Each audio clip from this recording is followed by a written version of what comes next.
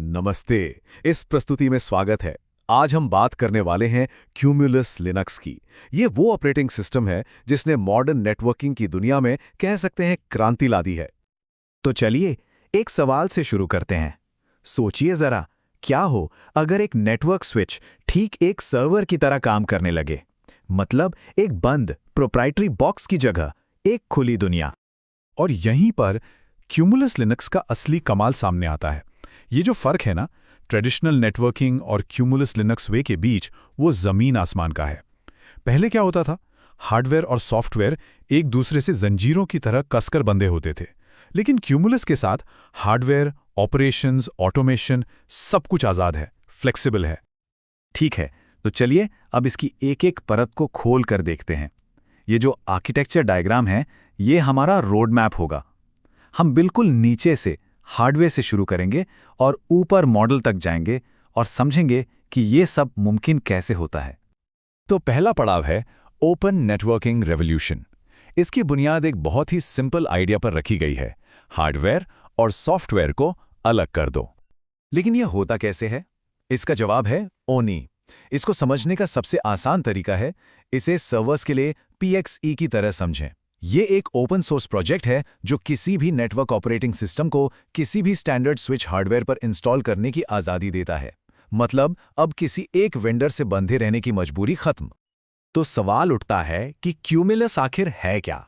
और इसका जवाब हैरान करने वाला है। ये सिर्फ लिनक्स है। जी हाँ, वही जाना पहचाना लिनक्स जो करोड़ों सर्वर्स को चलाता है, अब नेटवर्किंग को पावर दे रहा है। और सबसे अच्छी बात यह है कि जो लोग लिनक्स से वाकिफ हैं, उनके लिए क्यूमुलस लिनक्स सीखना कोई बड़ी बात नहीं।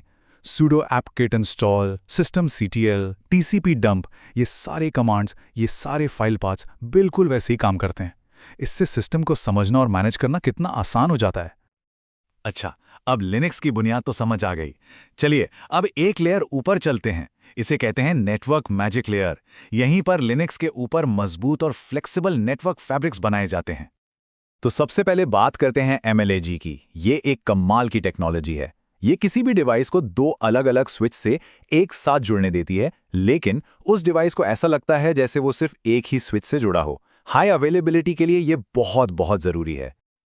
ये देखिए, यहाँ ये बिल्कुल साफ दिख रहा है। सर्वर को दो लीफ स्विच से जोड़ा गया है रिडंडेंसी के लिए। इसका फायदा, अगर एक स्विच कभी डाउन हो भी जाए तो दूसरा फौरन सारा ट्रैफिक संभाल लेता है। मतलब कोई सिंगल पॉइंट ऑफ फेलियर नहीं। तो कुल मिला के MLAG से मिलता क्या है?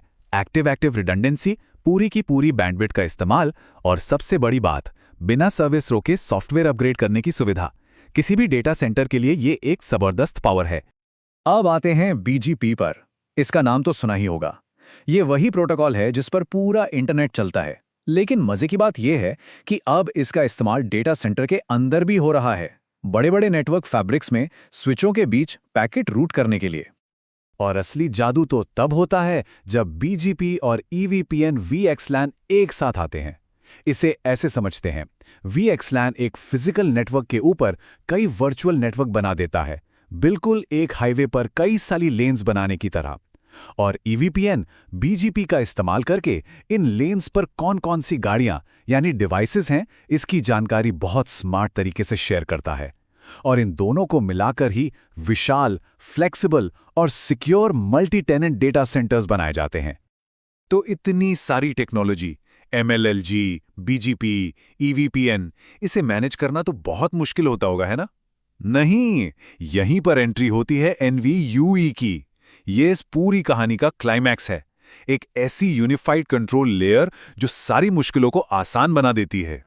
इसकी परिभाषा पर एक नजर डालते हैं।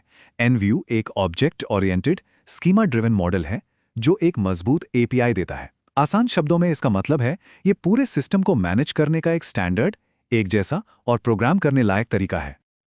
और ये फर्क यहाँ बिल्कुल साफ दिखता है। बाईं तरफ देखिए, पारंपरिक लिनक्स तरीका, जहां हर काम के लिए अलग अलग फाइलें एडिट करनी पड़ती हैं। और दाईं तरफ है NVU का एक unified command, NVSet system host name leaf 01। कितना साफ, सरल और एक जैसा है। सिर्फ आसान ही नहीं, कॉन्फ़िगरेशन बदलना बहुत सेफ भी है। ये एक 2 स्टेप प्रोसेस है। पहले NVSet से बदलाव को स्टेज किया जाता है, फिर सब कुछ चेक करने के बाद nvconfig apply से उसे लागू किया जाता है। ये एक ट्रांजैक्शन की तरह है, जिससे गलतियों की गुंजाइश बहुत कम हो जाती है। और ये है सबसे ज़रूरी बात, हर कॉन्फ़िगरेशन चेंज एक सिंपल कमांड लाइन से भी हो सकता है और एक पावरफुल रेस्ट एपीआई से भी। मतलब ये इंसानों के लिए भी बना है और ऑटोमेशन टूल्स के लिए भी। तो चलिए अब इन सब टुकड़ों को जोड़ते हैं और देखते हैं कि इस पूरे आर्किटेक्चर से असल दुनिया में क्या बनाया जा सकता है। ये देखिए, ये एक पूरा leaf spine data centre fabric है। इसे क्यूमुलस लाइनेक्स पर बीजीपी और ईवीपीएन का इस्तेमाल करके बनाया और मैनेज किया जाता है। यही वो आर्किटेक्चर है जो आज के बड़े बड़े क्लाउड और एआई डेटा सेंटर्स की रीढ़ की हड्डी है। तो इसका निचोड़ क्या है? यही कि ये आर्किटेक्चर ऐसे नेटवर्क्स को मुमकिन बनाता है जो ओपन है, स्केलेबल हैं और जिन्हें बहुत ज़्यादा ऑटोमेट किया जा सकता है। यही नेटवर्क आज की कंप्यूटिंग और आर्टिफिशियल इंटेलिजेंस को पावर दे रहे हैं। और आखिर में एक सवाल सोचने के लिए, जब एक नेटवर्क बस एक और लिनक्स सिस्टम बन जाता है तो फिर क्या क्या बनाया जा सकता है? संभावनाएं सच में अनंत हैं।